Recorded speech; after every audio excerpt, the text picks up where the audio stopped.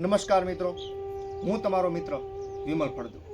આપણે આના આગળના વિડીયાની અંદર એક બાપ અને દીકરીના પ્રેમ વિશેની વાત કરી હતી અને આજે મારે તમને દીકરા અને દીકરીના તફાવત વિશેની વાત કરવી છે કે શું કામે કવિઓ છે દીકરીના વખાણ વધારે કરે છે, દીકરાના બહુ ઓછા વખાણ થયા છે, એનું કારણ શું છે એની એક નાનકડી એવી વાત કરવી છે.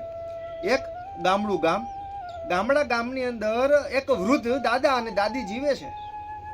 એના 5 દીકરા અને એક દીકરી. 5 દીકરા સારી એવી જોબ કરે છે, ખૂબ પૈસા કમાય છે. દીકરી સાસરે છે, એ પણ સારા એવા ઘરની અંદર છે, ખૂબ પૈસાવાળા માણસો છે. હવે દાદા છે એ મૃત્યુની અણી ઉપર છે, એટલે કે દાદા છે એ હવે છેલ્લી ઘડીએ છે, એટલે છેલ્લી ઘડી ગણે છે. એક ગોજારા દિવસે દાદાનું મૃત્યુ થાય છે. એટલે દીકરો છે એની બેનને ફોન કરે છે કે બેન, બાપુજીને થોડીક મજા નથી. કારણ કે દીકરીને સીધું ન કહેવાય કે બાપુજી મૃત્યુ પામ્યા છે, એટલે એવું કહે છે કે બાપુજીને થોડીક મજા નથી, તું આવજે ને.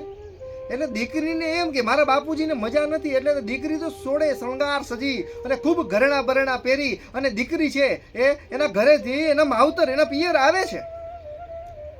ત્યાં ઘરની અંદર પગ મૂકે ને ત્યાં તો એના કાળજા ફાટી જાય, કારણ કે એના બાપનું મૃત્યુ જોવે છે. એટલે તે ઘરની અંદર ખૂબ રુદન કરે છે, ખૂબ રોવે છે.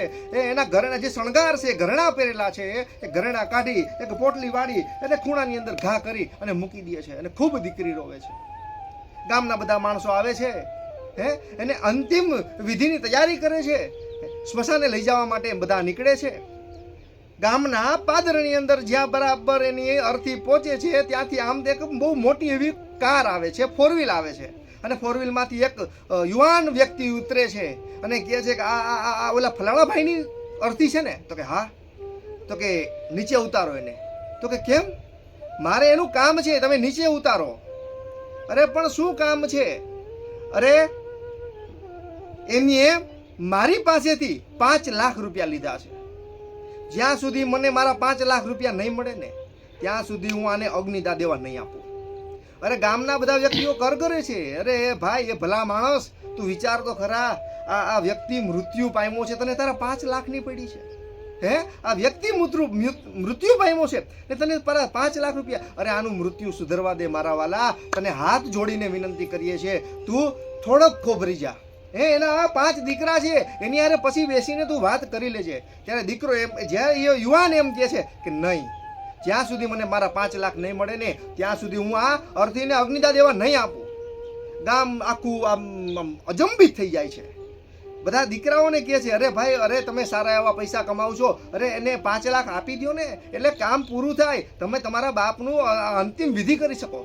પણ 5 દીકરા સામું જોવે છે અને એવું બોલે છે કે મને ખબર નથી, મારી પાસે પૈસા નથી. અરે ઓલો કે તું આપી દે, ઓલો કે તું આપી દે, ઓલો કે તું આપી દે. બધા અંદરો અંદર ચર્ચા કરે છે. પણ કોઈ એક દીકરો પણ એમ નથી કહેતો કે લાવો હું આપી દઉં, મારા બાપની અંતિમ વિધિ છે પૂરી થાય, મારા બાપની સદગતિ થાય. એક કોઈ દીકરો કહેતો નથી. એવાની અંદર આખા ગામમાં હવાની જેમ વાત ફેલાઈ ગઈ.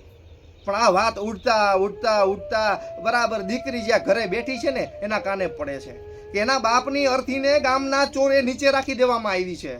એક યુવાન છે એને બાપને અગ્નિદા દેવા નથી દેતો.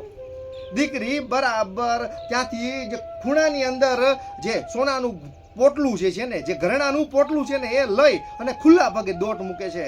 અને દોટ મૂકી ગામના પાદર જઈ અને ઘરેણાની થેલીનો જે પોટલાનો ઘા કરીને એમ કહે છે કે લે, તારે કેટલા લેવાના છે, આમાંથી લઈ લેજે, તારે જેટલા લેવાના હોય એટલા, પણ તું મારા બાપને અગ્નિદા દેવા દે. ત્યારે યુવાન ખાલી એટલું જ કહે છે કે બેન, મારે લેવાના નથી, મારે તો દેવાના છે.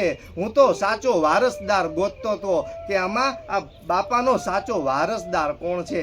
અલે લે બેન, 4 વ્હીલમાંથી એક બેગ કાઢે છે અને બેગનામાંથી 5 લાખ રૂપિયા આપે છે. અરે બેન, તું આ બાપાની સાચી વારસદાર છો.